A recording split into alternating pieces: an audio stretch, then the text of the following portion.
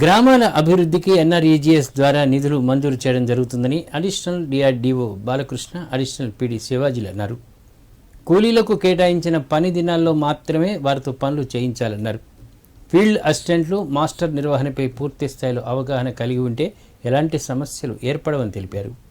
మహాత్మాగాంధీ జాతీయ గ్రామీణ ఉపాధి హామీ పథకంలో భాగంగా 14వ విడత సామాజిక తనిఖీలను సిద్దిపేట జిల్లా తౌట మండల కేంద్రంలోని మండల ప్రజా పరిషత్ కార్యాలయంలో additional RDO Balakrishna, additional PD శివాజీలు నిర్వహించారు.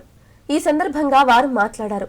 తౌట మండల కేంద్రంలో 12 రోజుల పాటు 2022-23 ఆర్థిక సంవత్సరం వరకు జరిగిన 4,54 లక్షల రూపాయల పనులపై తనిఖీలు నిర్వహించినట్లు తెలిపారు.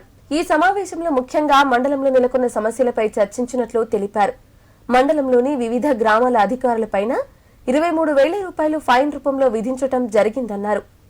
ఇందులో భాగంగా 45,465 రూపాయలను రికవరీగా, మొత్తంగా 68,465 రూపాయలను నిర్ధారించినట్లు తెలిపారు. ఇలాంటి తప్పులు పునరావృతం కాకుండా జాగ్రత్తలు తీసుకోవాలన్నారు. అలాగే కూలీలు చేసిన పనులకు పే స్లిప్పులు తప్పకుండా అందించాలని అన్నారు.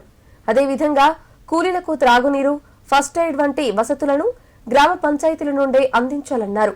మండలంలోని చందాపూర్, ఎల్బంజేరుపల్లి, గోవర్ధనగిరి గ్రామాలలో అధికారుల పనితీరు బాగుందని ఈ సందర్భంగా కితాబిచ్చారు.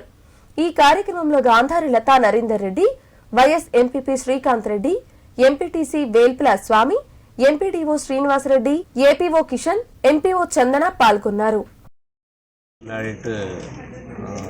సందర్భంగా ఈరోజు ఓపెన్ ఫోరం నిర్వహించడం జరిగింది. ఈ ఓపెన్ ఫోరంలో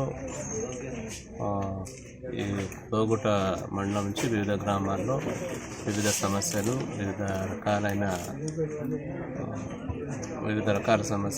రకాల ఇష్యూస్ని ఈ ఓపెన్ ఫోరంలో డిస్కస్ చేయడం జరిగింది.